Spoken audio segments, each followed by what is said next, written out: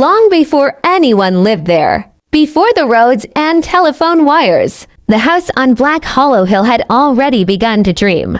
Locals said it was built on strange land soil too dark, roots too deep, a place where sound traveled wrong. The house had stood empty for nearly 70 years, abandoned after the family who built it vanished one by one.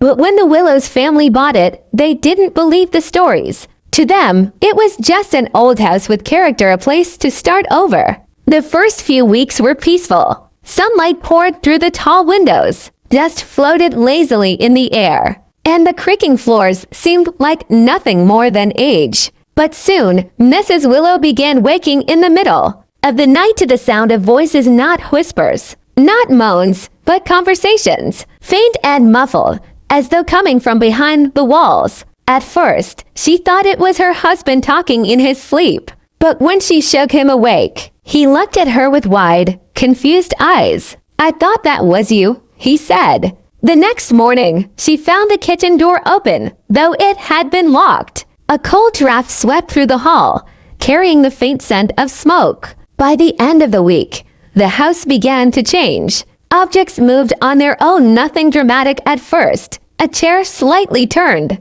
a curtain that swayed when there was no wind. But then the house began to hum, a low vibration that came from the floorboards, as if something beneath was stirring. The children heard it too. Their daughter, Lucy, told her mother that she dreamed of the house every night. "It talks when we're asleep," she said softly, her voice distant. "It says it's lonely." Mrs. Willow laughed it off, though uneasily, until the night Lucy sleepwalked down the stairs, eyes open but unseeing, murmuring in a voice that wasn't hers. The house remembers her husband found her standing at the cellar door, hand pressed to the wood, whispering as if listening for a reply. The next morning, muddy footprints led up from the basement steps, but there was no sign of anyone inside. They tried to leave that weekend, but their car wouldn't start. And when Mr. Willow went to check the engine, he found the spark plugs melted into the metal. The air around the house grew heavier each night.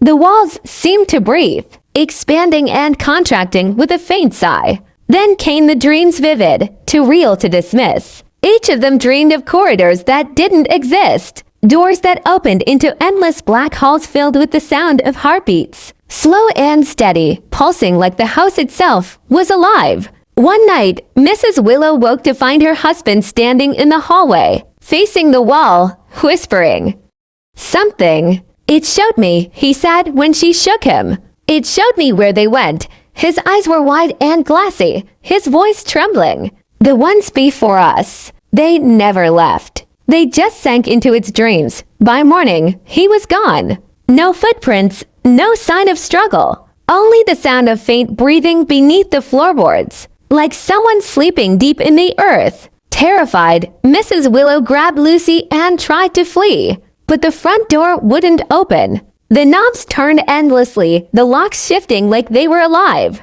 The walls groaned, the windows blackened, and the house began to whisper in 100 overlapping voices. "Stay," she screamed, clutching Lucy tight. But the floorboards opened beneath her feet like a mouth, swallowing the sound. When the neighbors came days later, they found the house silent again, as if nothing had ever happened. But if you stand at the edge of Black Hollow Hill on a still night, you can hear it breathing slow, deep, patient. And sometimes, when the moonlight hits the windows just right, the shadows inside move long after the world outside has gone still, as if the house is dreaming again, of the people it once held, and of the ones still yet to come.